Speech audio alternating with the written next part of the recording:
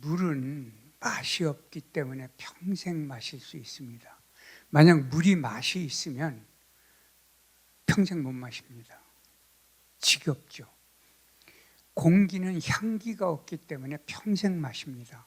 공기가 향기가 있다면 평생 못 마십니다. 지겹죠. 근데 이 물과 공기는 맛이 없어야 되는데 사람은 평균 수명이 있기 때문에 맛이 있어야 됩니다. 그래서 어떻게 하면 인생을 맛있게 살 수 있느냐, 이걸 오늘 주제로 삼아서 말씀드리겠습니다.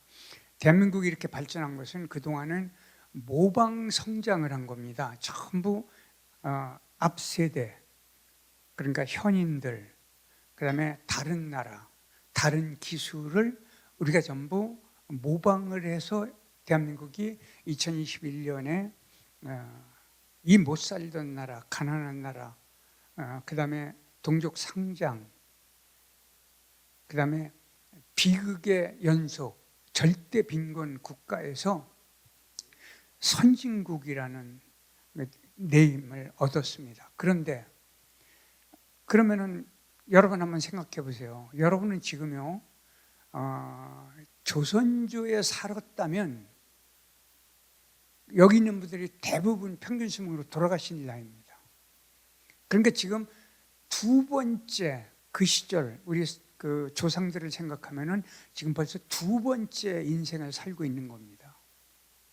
그러면 두 번째 살 때 어떻게 살아줘야 되느냐면 우리의 첫 번째 삶이라는 것은 공부하느라고, 돈 버느라고, 직장 생활하느라고, 남에게 굴복하지 않으려고 그렇게 애달프게 산 세월이 너무 길었습니다.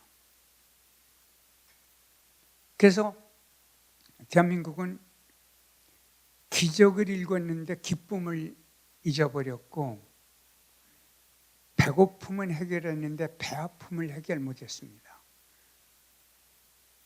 그래서 자꾸 인생을 우리는 정답이 있다고 생각을 하는데 인생 정답이 없습니다. 왜 정답이 없느냐면 평균 수명 때문에 그렇습니다. 그래서 아까 그 총재님께서 말씀하시는데 세계 인구가 80억이면은 명답만 80억 개가 있다고 생각하시면 됩니다. 그런데 인생의 명답은 제가 늘 하는 얘기지만은 인생의 명답은 잘 놀다 가지 않으면 불법입니다. 그러면 불법은 누가 처벌하느냐면 내가 나를 처벌합니다. 그래서 내가 나를 처벌하는 것을 벗어나셔야만 합니다. 자, 제가 작년 11월 16일이죠. 교황성하께서 특별 초청을 해주셔갖고 바티칸에 가서 교황성하의 바오르 6세 아련홀에서 아침 10시에 특별 아련을 했어요. 이 아련실은 국가 원수들 아련하는 방입니다. 근데 교황께서 첫 말씀이 뭐냐면은 한국인은 문화민족이다, 이 말씀을 하셨어요. 근데 이제 그 해석이 뭐냐면은 로마의 제1대학에 한국학과에 작년에 무려 50대 1이었습니다. 그 유럽 전체에 한글 학교에 선생님이 모자랍니다. 이렇게 지금 5천만 명, 그 다음에 철조망에 가로막힌 섬나라인 대한민국의 위상이 놀랍게 이렇게 변화한 겁니다. 교황께서도 그런 얘기를 하셨어요.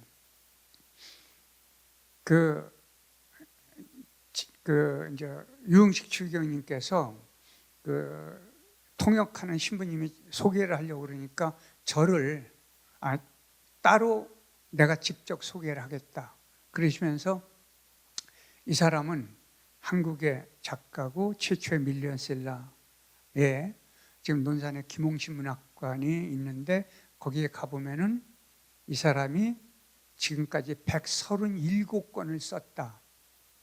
이 얘기를 하니까 여기 사진이 있는데요. 저한테 교황께서 엄지척을 하는 경우가 없답니다. 근데 교황께서 엄지척을 딱 해서 그 사진을 지금 제가 다 가지고 있는데요. 근데 그 교황성화 아련실에 가면은 일체 이제 물건도 못 가지고 들어가고 사진도 전문 사진사가 사진을 찍는데요. 제가 이제 맨 왼쪽에 그다음에 교황성화 용식 추경님 그다음에 이제 다른 분 한 분 넷이 찍었는데요. 사진을 찍는 분이요. 제가 이제 등치가 작으니까 앞에서 찍는 게 아니고 제 쪽으로 와서 옆에서 찍으니까 제가 어떻게 돼요? 작은 사람이 아니고 별 차이가 없게 사진을 찍어 주시더라고요. 그걸 보면서 제가 느낀 것이 뭐냐면은 이게 곧 창조다 이거죠. 여러분, 대한민국이 이렇게 성장할 때 우리가 전부 남의 걸 베껴서 여기까지 왔거든요. 그런데 드디어 이제 대한민국이 한국인이 노래 부르면 따라 부르고 한국인이 춤을 추면 따라 추고 한국인이 옷을 입으면 따라 입고 한국인이 음식을 먹으면 따라 먹고 하는 세상으로 지금 세상이 바뀌고 있습니다. 그런데 여기에는 이제 일정 정도 한계가 있을 수밖에 없습니다.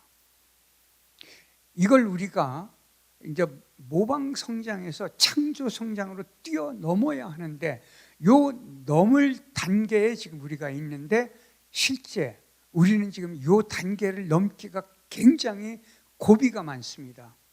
그 고비 중에 하나가 여러분 지금 우크라이나 러시아 전쟁이 있죠.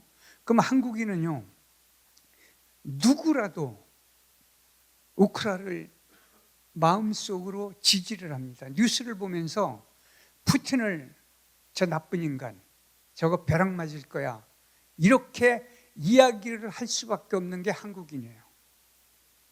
그러면 국제 정세를 한번 보자고요. 우리가 통일이 만약 되었다면 러시아는 우리의 국경입니다. 자, 우리 북쪽에는 우리가 그 철조망에 가로막힌 섬나라죠. 우리 북쪽에는 북한이 있죠. 만약에 우리가 이 북한과 통일을 했을 때 우리 국경이 어디냐? 중국과 러시아와 일본입니다. 그렇다면은 우크라이나 전쟁을 무조건 러시아를 비판할 게 아니고 우리의 미래와 어떻게 연결할 것인가를 고심해야 하는 것이 말하자면 창조 정신입니다. 그걸 미워할 수 있는 것은 모방입니다. 그걸 뛰어넘어야 돼요. 어떻게 뛰어넘을 것인가를 한번 생각해 보세요.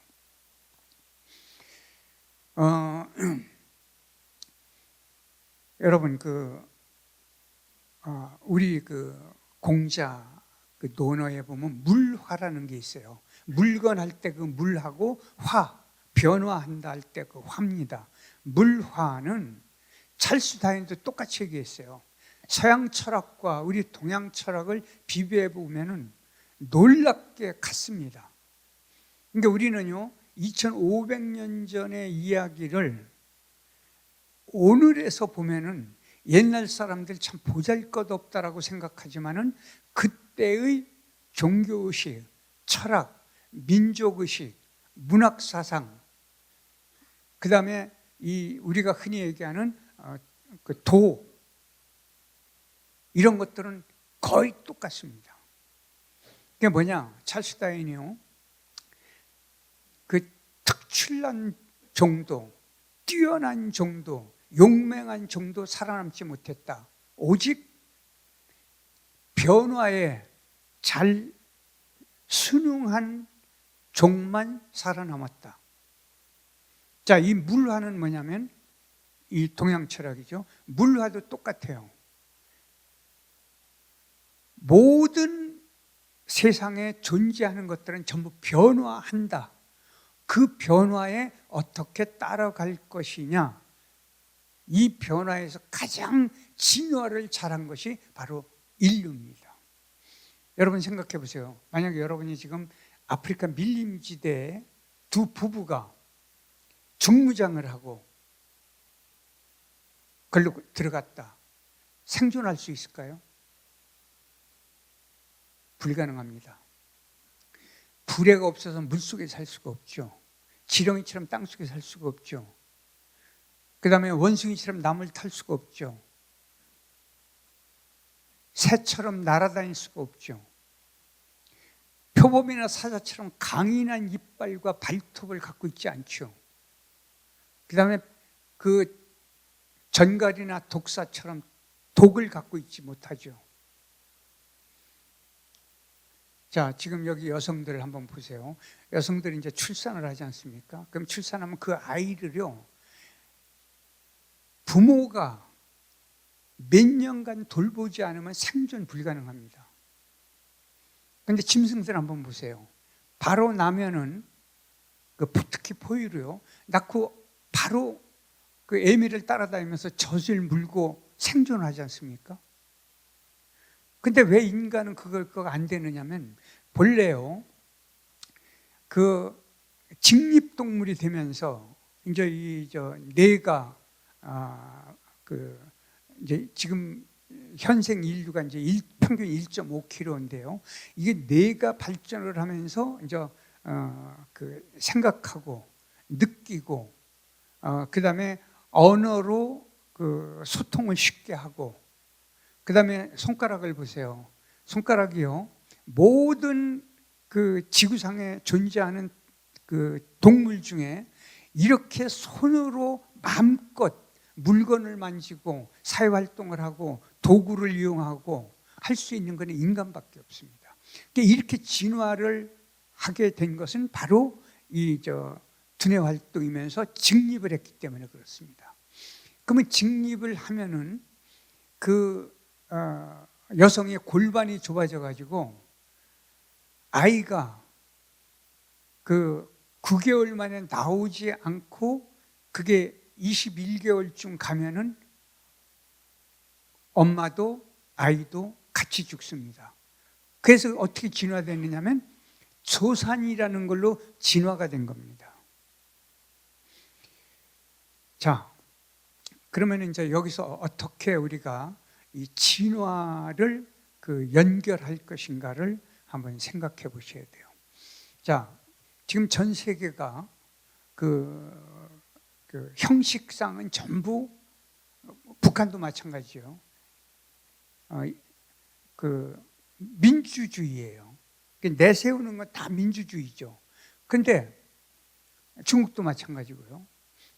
근데 지금 가장 근현대에 와서 가장 좋은 지도 체제가 민주주의라고 인식을 해왔는데, 지금은 민주주의의 위기 시대가 됐습니다.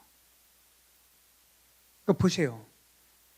미국의 트럼프 대통령 때 어떻게 됐죠? 여러분 아마 생각할 때, 야, 미국이라는 나라 참 별게 아니네 라고 느낄 만큼 트럼프 대통령 시절에 미국의 보수와 진보의 갈등 심했죠. 지금도 마찬가지입니다. 대한민국 보세요.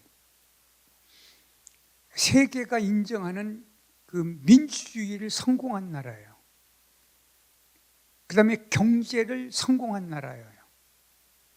그런데 민주주의가 대한민국에 위기가 왔지 않습니까? 왜냐하면 지금 진보와 보수, 오늘도 제가 서울역을 가느라고요, 이태원 쪽을 이렇게 지나가지 않습니까? 거기서부터 거의 서울역까지 경찰차가 한 라인을 전부 막고, 그 다음에 지금 말하자면 시위를 하고 있어요. 그럼 시위는 한 군데서만 하는 게 아니에요. 진보와 보수가 동시에 하고 있는 겁니다. 자, 이걸 보면은 누가 봐도 대한민국이 민주국가라고 인식하기가 굉장히 어렵게 되어 있습니다. 우리뿐만 아니에요. 러시아 우크라 전쟁도 마찬가지고요. 그러면은 그 다음에 위기가 어디서 올 가능성이 가장 많으냐면 대한민국입니다. 그러면 그 러시아하고 중국이 그 패권주의를 미국한테 빼앗겼기 때문에 그걸 되찾아 오려고 하는 테크노 헤게모니가 시작이 된 겁니다. 그러면 이 헤게모니 속에서 그 북한을 중국과 러시아가 적극적으로 도와줄 수밖에 없습니다. 그러니까 그동안 우리는요, 안보는 미국에 의존을 했고 경제는 중국에게 의존을 했는데 이게 어떻게 돼 있어요? 안보는 이제 그 미국과 일본, 한국이 연합전선을 형성할 수밖에 없고, 그러면 저쪽도 안보는 그 3개국이 그 연합할 수밖에 없습니다. 그러면 나머지 우리가 민족의 삶은 경제에 달렸는데 그러면 경제를 어떻게 할 것이냐 이거죠. 자, 제가요, 이 경제 문제를 한 가지만 더 말씀을 드릴게요. 유대인은요, 제가 아까 저를 안내해 준 분하고 자료를 찾아봤는데, 유대인은 전 세계에서 많아봐야 1,400만 명밖에 안 됩니다. 많아봤자. 왜냐하면 지금 미국이 아마 700만이고 이스라엘에 지금 600 얼마, 700만, 많아봐야 700만일 겁니다. 그런데 세계 경제, 세계 군사적 기술, 과학기술, 생명공학, 이 모든 것을 틀어쥐고 있는 게 유대인이에요. 그래서 유대인의 정신이 뭐냐면 티큰 올람이라고 그래요. 그게 뭐냐면 내가 태어났을 때보다 살아있는 동안 더 좋은 세상을 꼭 만들고 가자. 이게 그 유대인의 그 교육 방침이에요. 거기는 베스트를 원하지 않아요. 베스트는 하나밖에 없지 않습니까? 거기는 유니크를 원해요. 유니크라는 건 뭐예요? 다양성의 개성을 원하는 거죠. 다양성, 개성. 그러면 한국인을 보자고요. 한국인의 다양성과 개성이 얼마나 뛰어나냐면요.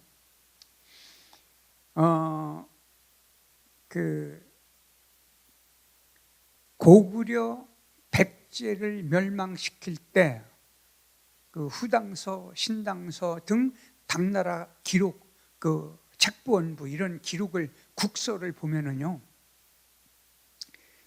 그 소정방, 계필하력 이런 그 대장군들이요, 당 고종 때입니다. 태종 이후에 고종 때 가서 이런 이야기를 해요. 폐하, 이 민족은 완악하고 굴종할 줄 모르고 반드시 다시 독립해서 일어나는 무서운 민족이니까 우리가 공격해서 쳐들어가서 점령을 하면은 사내는 어린아이부터 늙은이까지 다 죽이고 여자는 우리 군사들에게 모두 위문포로 나눠주십시오. 근데 당 고종이 이런 말을 합니다. 너희들의 생각에 짐의 뜻과 같도다. 반드시 실행하라. 그래서 백제 고구려 처절하게 멸망합니다. 지금 동서 갈등이 있지 않습니까? 이 동서 갈등의 원류를 찾아보면 여기서부터 찾아질 수가 있어요. 자, 그 뒤에 발해가 건국돼 있죠.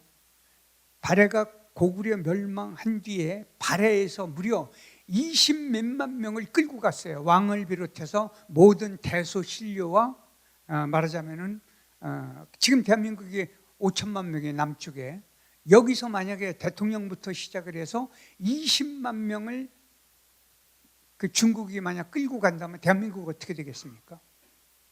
근데 그 당시에 고구려를 완전히 그 지구에서 지워버리기 위해서 그렇게 들고 갔어요. 그런데 30년 뒤에 대조영 기일을 일으켜서 동모산에서 발해를 건국해요. 그리고 당나라가 세계 최강국이 될 때 어떻게 된 줄 아세요? 바로 티베트, 그러니까 옛날은 토번이었죠. 티베트이 그 높은 곳에 지대에 있었기 때문에 너무 용맹해가지고 당나라가 한 번도 이겨본 적이 없어요. 그래서 오직 하면은 당 태종이 가장 아끼는 공주를 토번, 티베트 왕에게 바쳤어요. 그런 나라를 쳐들어가서 한 방에 항복을 받고 토번이 거느렸던 수십 개 국가를 한꺼번에 가져온 게 바로 고구려 출신 고선지 장군입니다. 이제 이 정도만 아셨겠죠. 이게 우리 민족의 DNA 구조가 결국 대한민국을 여기까지 가져왔다는 것이죠. 자, 여러분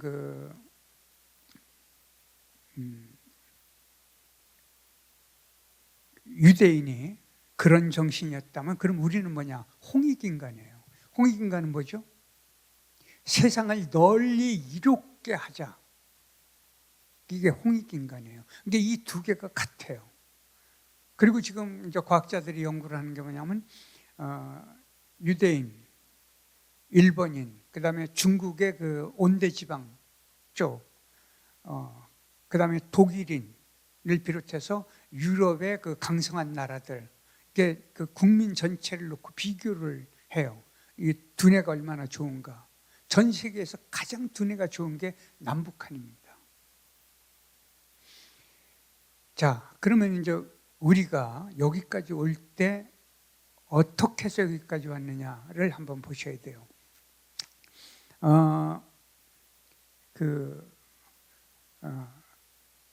강수량이 1000mm 이하 지역은 거의 밀농사를 짓습니다.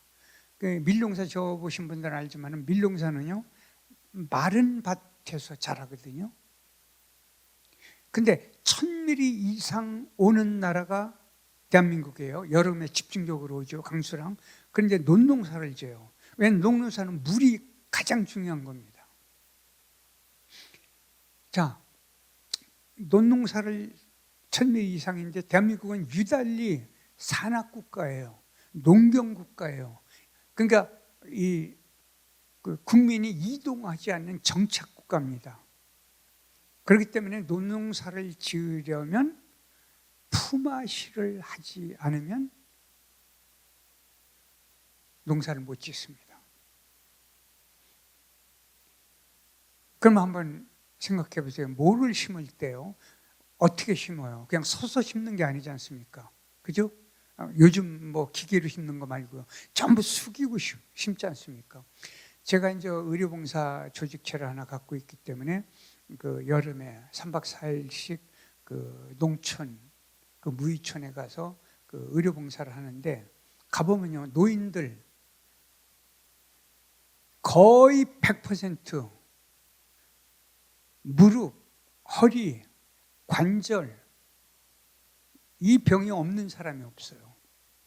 왜냐하면 농사 짓는 게 전부 어떻게 돼요? 서서 짓는 게 아니고 전부 숙이고 짓기 때문에 그렇습니다.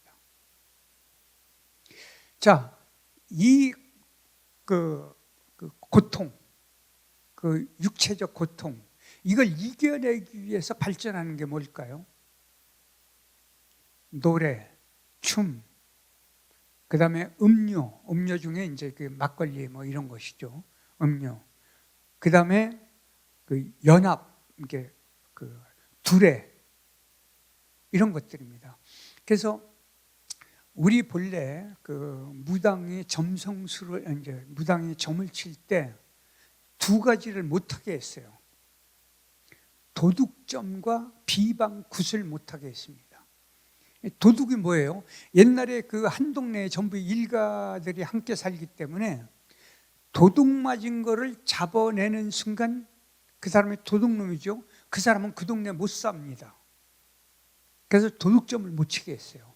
두 번째, 아무리 의리가 상해도 그 사람을 비방해서 그 허수아비를 만들어 놓고 그 화살을 날려서 그 사람 심장을 그 박혀갖고 죽게 하는 비방굿을 절대 못하게 했어요.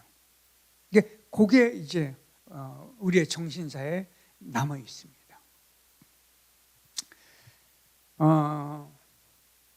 자, 그러면 이제 다시 그 암 얘기로 돌아가 보죠. 여러분에게 여쭤볼게요. 행복 어디에 있죠? 예? 행복 어디에 있어요? 지금 꼭 충청도 온 것 같아요. 여기 이 남쪽은 경상도나 저 호남 쪽에 남쪽에 가면은요, 뭐 이렇게 하면 반응이 즉각 와요. 근데 제 고향 충청도로 가지 않습니까? 가면은 웃기는 얘기를 해도요, 반응이 없어요. 그냥 씩 웃고 말고, 그것도 금방 웃질 않아요. 조금 지나야 이렇게 씩 웃어요.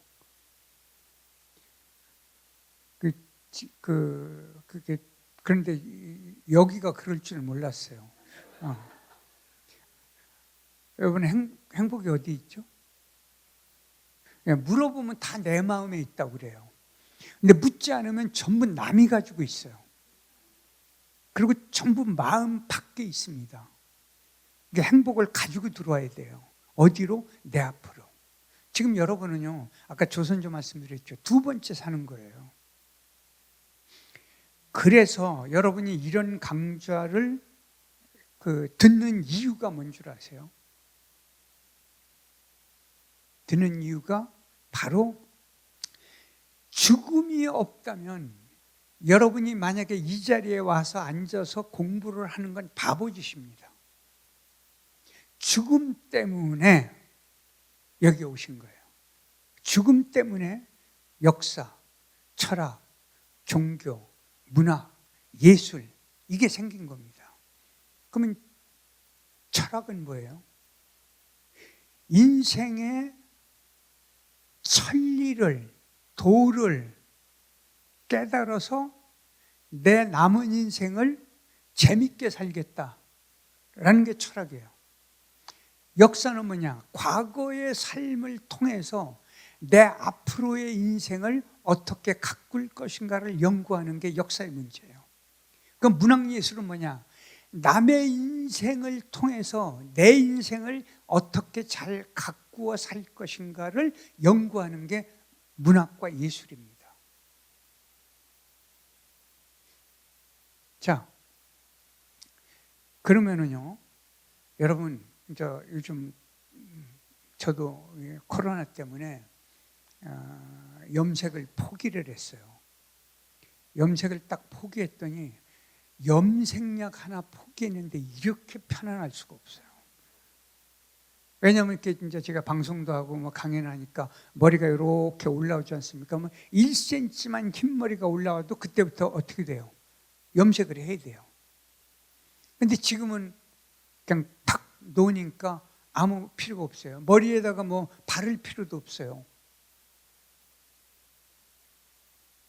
자, 하나를 버렸는데 이렇게 편하네요. 그러면 하나를 버릴 수 있다는 게 뭐냐면은 이게 문학이고 철학이고 역사고, 그러니까 결국 이게 뭐냐면은 이걸 깨닫는 게 인문학이라는 겁니다. 근데 이제 제가 민주주의의 위기를 말씀드리다가 여기까지 왔는데요. 그러면 민주주의의 위기를 온 인류가 극복할 수 있는 방법론이 뭐가 있어야 될 거 아니에요. 그게 바로 대한민국이 가지고 있는 선비주의, 선비사상, 양반정신입니다. 그 선비주의의 상징이 충효예가 들어갑니다. 선비답다는 게 뭐예요? 이미 도를 깨우쳤다는 의미예요. 도를 깨우치는데 반드시 필요한 게 이 충효예가 반드시 들어갑니다. 물론 이것만이 아니에요. 여기에 조선조 그 선비들은요, 여러분이 생각할 때 가만히 앉아서 글만 읽고 이랬을 줄 알죠? 그게 아니에요. 활 쏘는 거, 말 타는 거, 그 다음에 셈, 그러니까 지금으로 얘기하면 수학이죠. 수학, 그 다음에 춤, 노래, 이걸 종합적으로 할 수 있는 것이 선비였습니다. 그러니까 선비가 뭐예요? 양반이죠. 양반은 뭐예요? 문과 무를 함께 가지고 있어야 양반입니다. 그러니까 앉아서 글만 읽고 이거는 양반이 아니에요. 문반이에요. 이건 문사예요. 그러면은 칼싸움을 잘하고 활을 잘 쏘고 하는 사람은 무반이죠. 무사예요. 그러니까 이게 무사와 그 문사를 합쳐놓은 게 양반입니다. 그러니까 선비는 곧 양반 사상이죠. 그러니까 결국 대한민국이 가지고 있는 선비 사상을 선비주의로, 그러니까 그 민주주의를 개량하고 뛰어넘을 수 있는 것이 곧 우리의 선비정신입니다. 그러면 선비정신 한번 살펴보죠. 문이라는 시효를 받으려면 옛날에는 나보다 아랫사람, 어린 사람에게도 배울 수 있고 그 사람들하고 어울려서 내 인생을 풍요롭게 가꾸는 사람에게 문이라는 시호를 내렸어요. 그러면 무는 뭐냐 이거죠. 그러면 무의 시호는 어떻게 내렸느냐? 이순신 장군 보세요. 그분이 남긴 그 글을 이렇게 읽어보면은 이 양반은 단순히 우리가 생각하는 무사의 정신이 아니고 문도 함께 가지고 있지 않습니까? 이게 문을 함께 가졌기 때문에 그 왜군들하고 전투해서 그 적은 12척밖에 안 되는 배를 가지고 말하자면 그 신화를 이뤄낼 수 있었던 겁니다. 이것이 뭐냐면요, 이순신의 정신을 살펴보면 바로 선비정신이에요. 근데 얼마나 충효예가 지극했던지요. 그 어머니가 저기 그 여수 앞바다 그쪽 남쪽에서 이순신 장군이 감옥에 있으니까 어머니가요, 어머니를 거기 그 근처까지 모셨어요.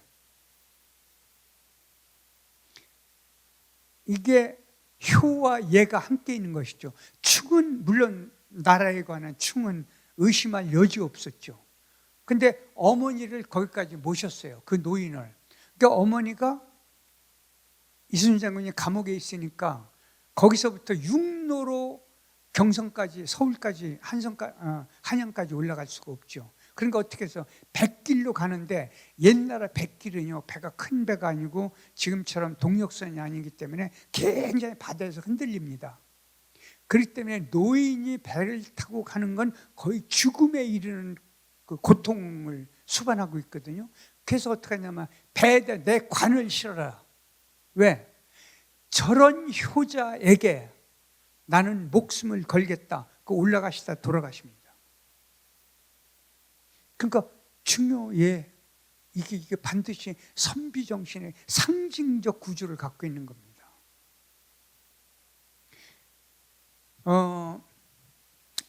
자, 이제 이야기를 조금 바꿔보죠. 그러면은 이제 우리가 이 정신을 갖고 어떻게 살 것인가인데요. 여러분, 일주일에요, 책을 한 권씩 읽으면 1년에 50권밖에 못 읽습니다. 그죠? 일주일에 한 번씩 뭐 1년에 52주니까 명절 때 2번 빼고 나면은 일주일에 한 권씩 읽으면은 1년에 50권이죠. 그런데요, 적어도 문학, 철학, 종교, 사회, 그 다음에 베스트셀러를 포함한, 그 다음에 그 가장 간결한 언어를 가지고 그 인생의 풍요로움을 풍기는 시집, 이런 것들을요 적어도 500권은 읽고 인생을 이야기해야 되지 않겠습니까? 그죠? 이게 뭐냐면 도에 이르는 과정이에요. 도. 동양 사상에서 가장 중요한 게 도거든요. 그러면 이제 도의 상징은 또 뭐냐면 중용이에요. 여러분은 중용을요 가운데에 이렇게 오롯이 있는 걸 중용이라고 생각하시면 안 돼요. 중용이라고 하는 것은 이쪽도 바라보고 이쪽도 바라볼 수 있는 넉넉한 정신적 시각을 가진 사람을 중용의 도라고 이야기를 하는 겁니다.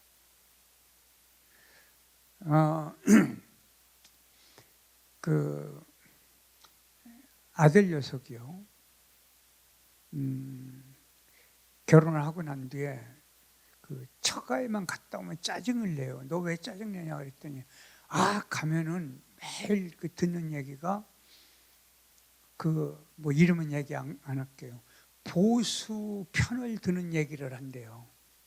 보수 편 드는 얘기를. 그러니까 이 젊은 애가 그걸 들으니까 짜증이 난대요. 그래서 제가 그랬어요. 야 이놈아, 그 양반은 정상이야. 나이를 먹고 보수 편을 드는 게 정상이야. 문제는 네 애비가 문제야. 네가 집에서 네 애비가 글 쓰는 거나 뭐를 보면은 네 애비가 진보적 시각을 갖고 있으니까 네 애비가 옳고 그쪽은 그르다고 생각하는데 그게 그른 게 아니고 내가 옳은 게 아니야. 뭐냐? 틀리다, 옳다가 아니고 이 세상의 만물의 이치는 다르다는 거예요. 여러분 아시겠죠? 무슨 얘기인가? 틀린 게 아니에요. 다른 거예요. 이 다르다는 것을 명징하게 인정할 수 있는 그 정신적 풍요로움과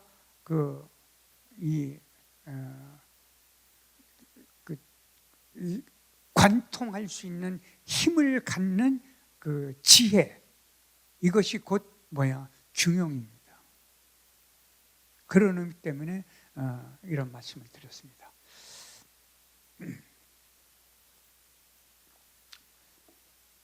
여러분 인생은 활쏘기하고 똑같아요. 제가 운이 좋아가지고 젊어서 탁구 선수들 있죠. 그러니까 누구죠? 현정화, 그다음에 그 시절에 그 친구들하고 86년이죠. 중국에서 세계 탁구 선수권 대회 할 때, 그때는 중국하고 우리가 중공이라 수교가 없을 때예요. 그런데 제가 거기까지 갔어요. 그때 갈 때는 이제 말하자면 국정원이죠. 거기에서 서약서, 그러니까 거기 중국을 다녀왔다는 서약서를 절대 쓰지 않겠다. 거기 가서 사진을 찍지 않겠다. 거기 가서 물건을 가져오지 않겠다. 자료나 책을. 이런 거를 각 서명을 하고 다녀왔어요. 그리고 또 이제 그게 86년이고 87년에는 인도 뉴델리에서 세계 탁구 선수권 대회 할 때 또 거기까지 응원하러 갔어요. 그렇게 했는데 그 사람들을 보면은요, 그때 우리나라의 초등학교 1학년 때부터 그 탁구를 꿈꾸고 있는 그 친구들이요, 학교마다, 그 다음에 동네마다 이 탁구장이 있었습니다. 자, 전국에 몇만 명의 말하자면 주니어들이 있죠. 이 친구들이 10년 동안 정신없이 하루에 8시간 이상씩 매일 운동 연습을 해서 드디어 한국의 대표적 인물이 몇십 명 나옵니다. 그 대표적 인물 중에 몇 명이 세계적 선수가 됩니다. 자, 지금 그 K-팝의 그 방탄소년단 보세요. 10년간 연습생 생활을 했어요. 근데 비틀즈가 뭐예요? 몇 인조죠? 4인조였죠. 오래 못 갔죠. 근데 방탄소년단은 몇 인조예요? 7인조죠. 7인조가 10년간 연습생 생활을 할 수 있다는 것은 전 세계에서 한국인밖에 없었어요. 지금은 이제 앞으로 더 생기겠죠, 다른 나라가. 소녀시대가 몇 인조였죠? 11인조였어요. 그러니까 이게 바로 뭐예요? 품앗이 둘의 정신인 거예요. 이게 방탄소년단에게도 살아있는 겁니다.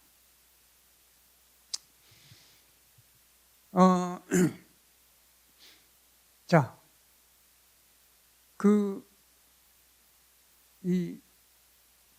여기서 우리가 이제 다시 한번 살펴보죠. 그러면은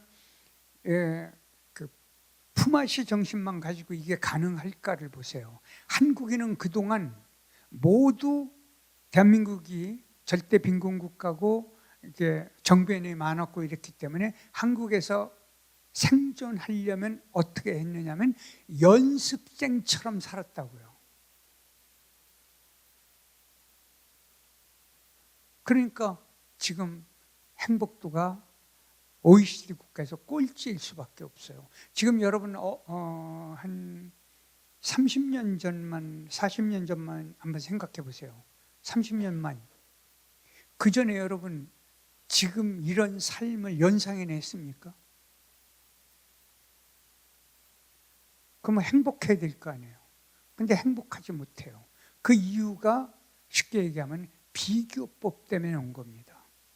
그래서 한국인은 모두 다 학력, 인물, 집안, 아파트, 자동차, 저금 통장, 그 다음에 노후 준비, 그 다음에 자녀, 부부 다 비교를 합니다.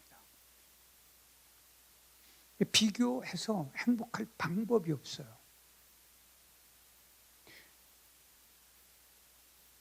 그래서 이 비교법을 가지고 살면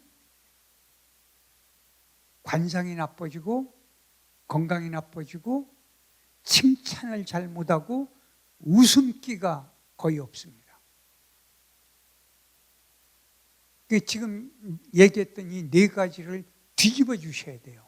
바꿔 주셔야 돼요. 제가 로마에 가서 놀란 것은요, 교황성화와 유흥식 추기경님은 전 세계 그 가톨릭계에서 1인자가 교황이고 2인자가 국무성 장관, 3인자가 바로 한국인인 유흥식 추기경이 맡고 있는 성직자성 장관이에요.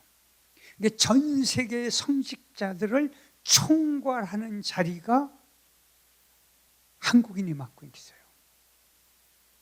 오죽하면은 자기 교황에 가장 근접한 양반이 한국인이라는 이야기까지 돌고 있습니다. 그만큼 이제 한국의 위상이 높아졌는데, 그러면 한국인이 행복해야 될 거 아니에요. 근데 한국인은요, 여러분 아시지만 그 두 양반은요 40여 분간 같이 있는데 처음부터 끝까지 웃고 계신 거예요. 근데 저도 웃으려고 하면은요 처음에는 돼요. 되다 금방 본 모습으로 돌아가 버려요. 그러니까 한국인의 웃는 얼굴이 별로 없는 겁니다. 자, 그래서 교황께서 마지막 말씀을 그랬어요. 늘 웃으세요. 이게 교황께서 마지막 제들에게 준 교훈입니다. 근데 예 하고 돌아섰는데 잘 웃느냐? 지금 이렇게 말하니까 그런데요, 저도 잘 웃지 못해요. 웃지 못하는 게 뭐냐면은 행복감이 만끽해 있지 않기 때문에 그런 겁니다. 그러면 행복감이 만끽하려면은요, 우선 관상을 바꾸셔야 돼요. 관상을 어떻게 바꾸냐? 자꾸 웃는 얼굴로 가면은 관상이 무지하게 좋아집니다. 가장 빨리. 그러려면 웃는 얼굴을 만들려면 어떻게 되느냐? 비교법을 아주 포기하라는 얘기 아니에요. 비교법을 나한테 유리하게 응용하라는 거예요. 자, 제가요, 제자들 모임에 갔는데, 제가 어떻게 하다가 주례 이야기를 했어요. 제가 주례를 잘 안 쓰려고 자꾸 버티거든요. 이유가 뭐냐면 제가 87년부터 주례를 썼는데 너무 일찍 썼죠. 지금까지 실패한 사람이 없다고 소문이 나 있어요. 그러니까 실패한 사람이 있는지는 몰라요. 근데 하여간 알려진 거는 실패한 사람이 없기 때문에 자꾸 주례가 청탁이 들어와요. 그래서 제가 계속 거절을 강하게 하는 이유가 혹시라도 누가 실패하면 제 역사가 깨지잖아요. 그래서 계속 거절을 해요. 그래도 안 할 수가 없어요. 근데 어느 날 그 유명한 언론사 사장 딸인데 그 소문 때문에 저를 꼭 주례해달라고 그래요. 그래서 저는 이렇게 원고지에다 주례사를 쓰거든요. 그 원고를 모으면 나중에 책 한 권이 되지 않습니까?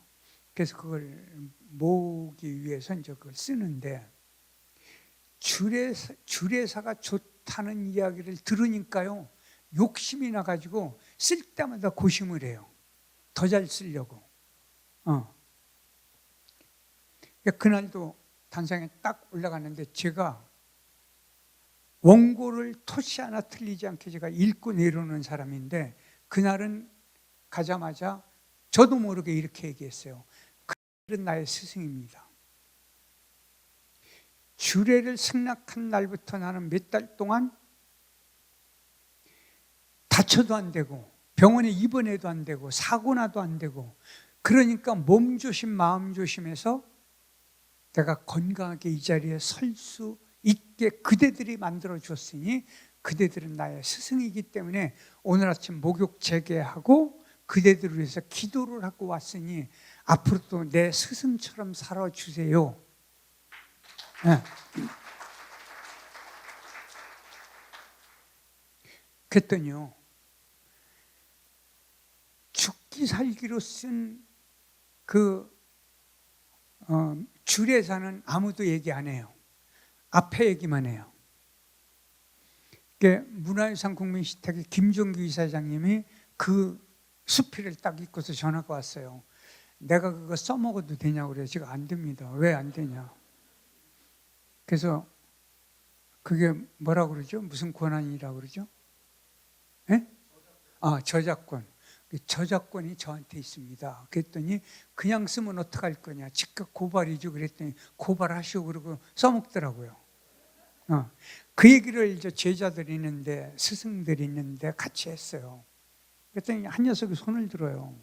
그럼 뭐냐고 그랬더니 선생님, 제 딸아이가 지금 5살인데 걔가 27살 때 결혼을 시킬 테니까 주례를 서주십시오.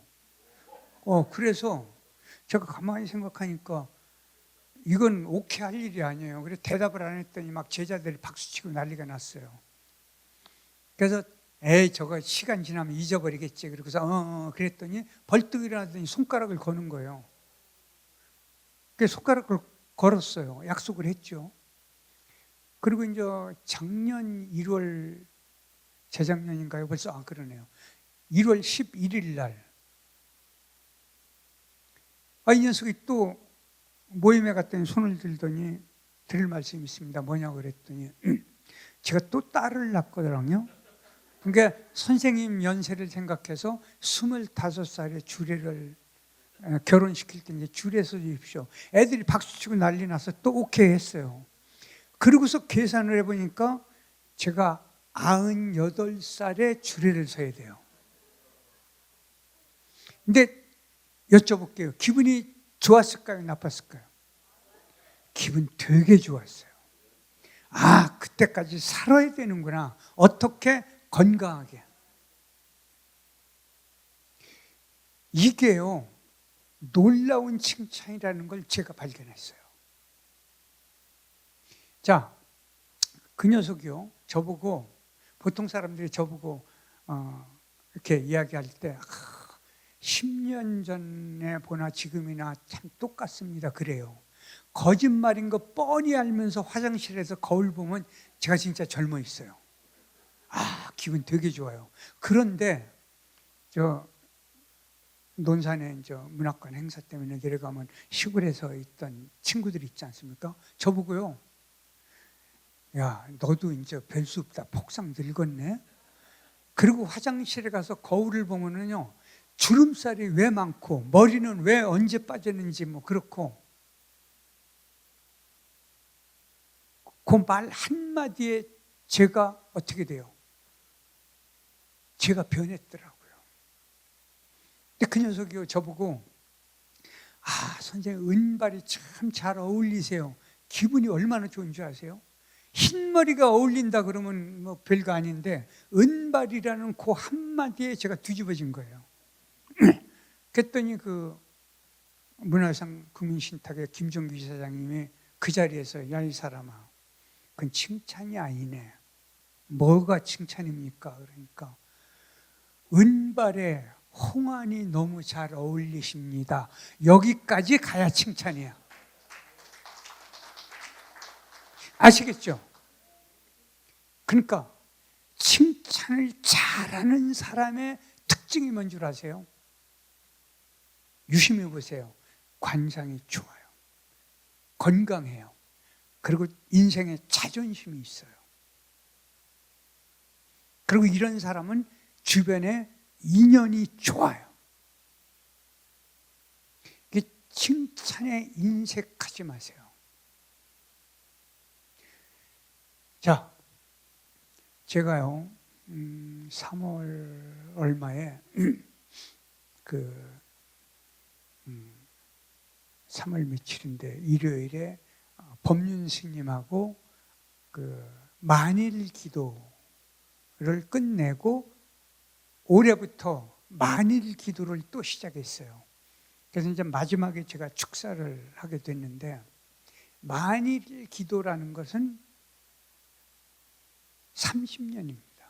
이게 1차 만일 기도가 끝나고 어떻게 됐어요? 다시 30년 만일 기도를 시작을 했어요.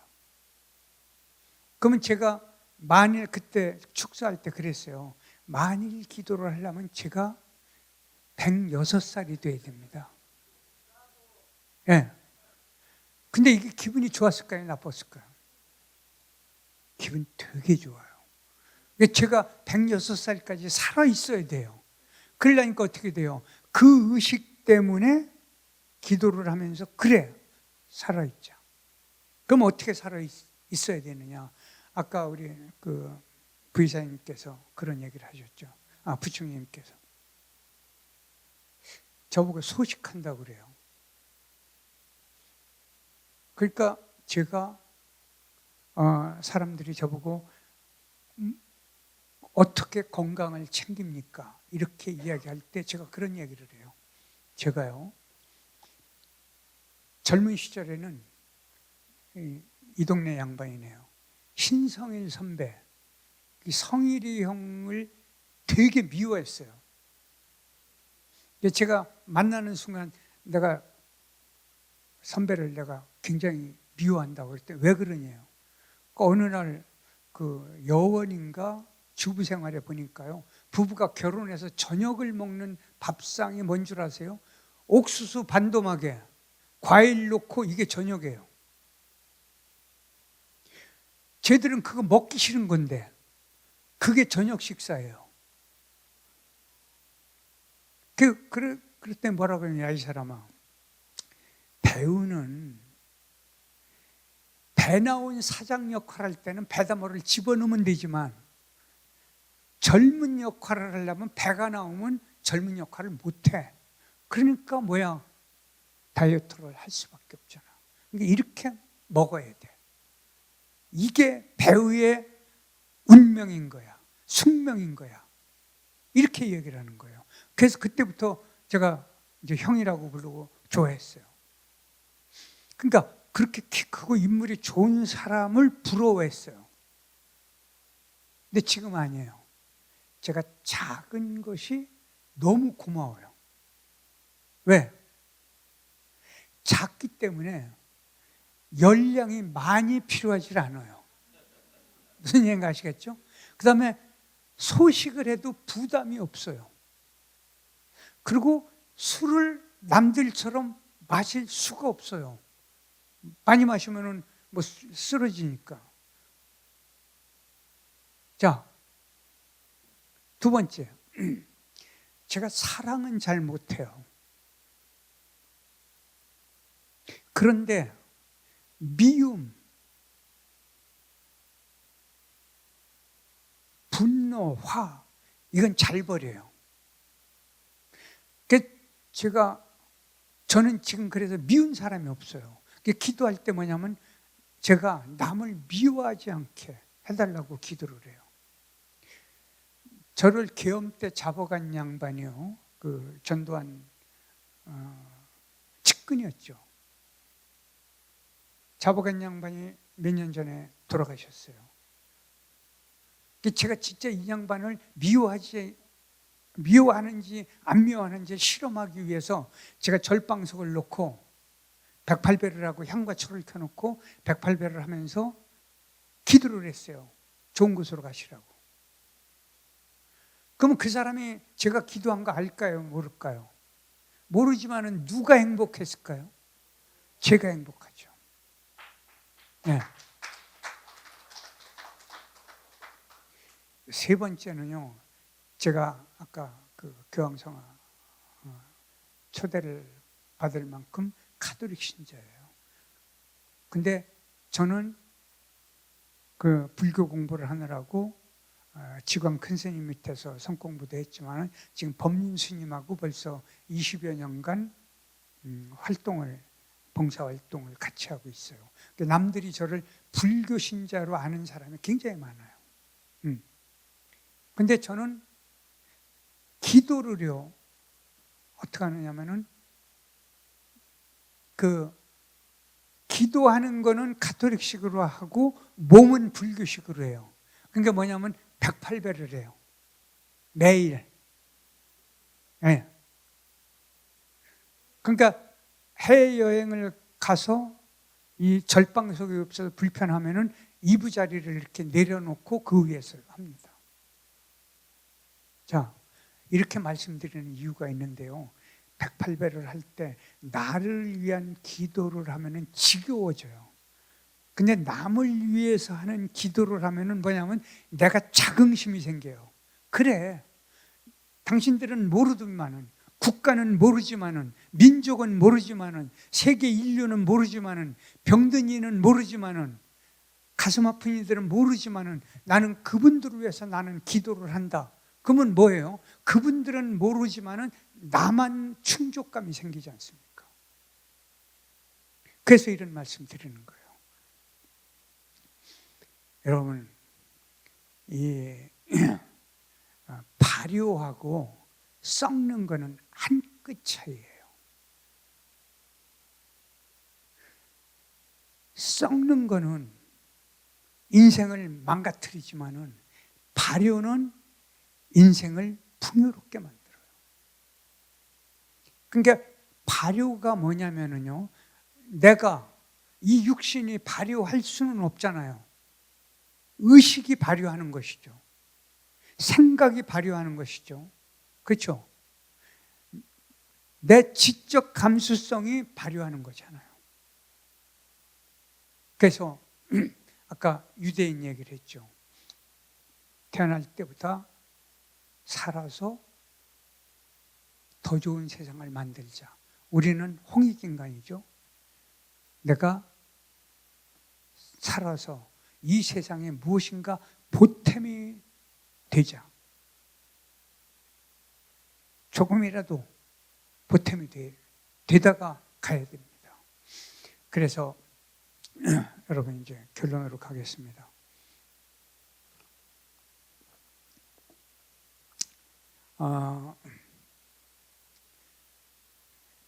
여러분이 그동안 이 땅에 살면서 죽기 살기로 살았어요. 근데 본래요, 대한민국이 여기까지 오도록 아까 품앗이 정신 이것만 가지고는 안 돼요. 고난과 시련이 너무 많았기 때문에 그걸 극복할 오기와 끈질김과 이것이 있기 때문에 여기까지 온 거예요. 유대인이 마찬가지예요. 유대인은요 2000년 전에 빼앗긴 땅이에요. 전부 전 세계에 흩어져 살았어요. 그래가지고 히틀러한테 그렇게 많이 몇백만 명이 죽고 러시아에서도 그렇게 죽고 전 세계에서 그렇게 말하자면은 모진 고난을 겪으며 살다가 지금 한 70년밖에 안 됐죠. 2000년 전에 자기 조상이 살던 땅을 쳐들어갔어요. 그것도 어떻게 쳐들어갔느냐? 배를 타고 가는데 영국군이 막아가지고 어느 섬에다가 가둬놔요.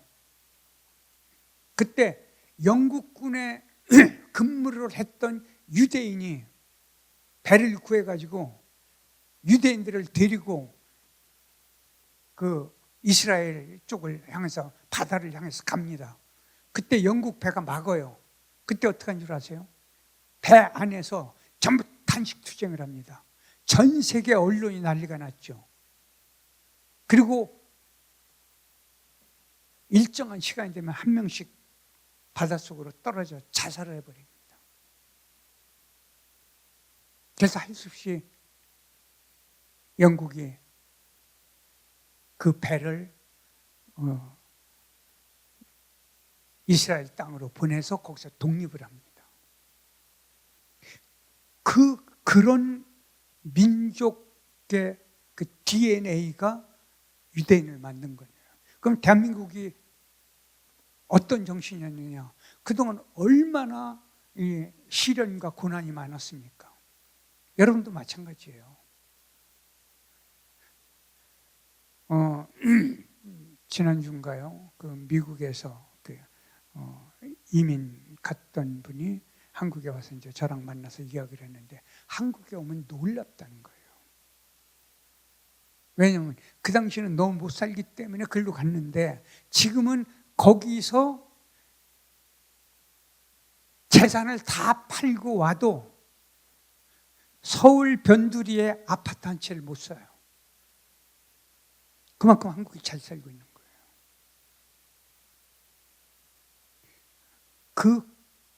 그러면 있죠.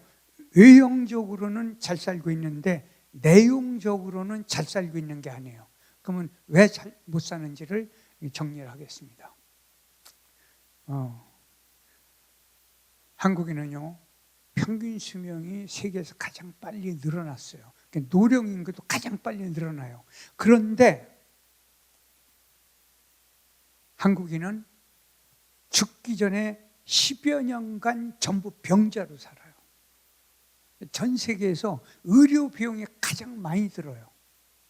그리고 전 세계에서 인구에 비해서 그 약값 있죠. 의약품 값이 지금 아마 한 1년에 아마 한 25조 넘었을 거예요. 약값만. 그러니까 노년에 한국인이 왜 아픈 줄 아세요? 한마디로 말씀드릴게요. 놀지 못해서 그런 거예요. 그러니까 관상 좋게 건강하게 노후를 남은 인생을 즐기려면 지금부터 노르셔야 돼요. 근데 노는 게 이제 노래방에 가서 노래하고 춤추는 것만 노는 거 아닙니다. 노셔야 돼요. 자, 이제 결론을 내겠습니다. 아까 제가 인생은 활쏘기와 같다고 그랬죠. 근래에는 제가 운이 좋아가지고 골퍼들 있죠. 프로 골퍼들하고 이제 운동을 이렇게 하면서 배워요. 하루에요 8시간씩 끊임없이 해요. 지금 전국에 그 주니어가 몇만 명이에요. 그 중에서 한국을 휘젓고 있는 사람이 수십 명이에요. 한 100명쯤 될 거예요, 거의. 그 중에서 몇 명이 전 세계를 뒤흔들고 있어요. 그 사람들이 하루에 8시간 이상씩 끊임없이 지독하게 연습을 10년 이상씩 해서 결국 거기까지 와요. 근데 그 중에서 수만 명 중에 불과 몇 명만 세계적 스타가 되고 100여 명 정도만 한국의 스타가 돼요. 그 나머지는 전부 뭐예요? 코치나 이런 걸로 해서 먹고 살아요. 그래서 여러분 앞으로 인생을 행복하게 살려면 지금부터 10년간 죽기 살기로 매진하셔야 돼요. 참, 이 얘기를 듣는 순간 여러분 속이 뒤집히실 거예요. 여태도 고생하고 내가 살았는데 앞으로 10년 더 하라고? 10년 더 열심히 사는 건 바보짓입니다. 화를 쏘세요. 쏘고 화살 꽂힌 자리에 내가 원하는 금을 그으면 돼요. 명중시키면 되잖아요. 그러니까 그 관역을 미리 그려놓고 쏘지 말고 화살을 먼저 쏘고 관역에다가 금을 그리면 되잖아요. 네. 그런 모습을 하셔야 돼요. 여러분은 대한민국을 여기까지 만들기 위해서 죽기 살기로 살아왔기 때문에 정말로 신나게 놀아야 할 의무와 권리를 함께 가졌습니다. 꼭 그렇게 하셔서 건강하게 재미있게 신나게 꼭 사셔야 합니다. 고맙습니다.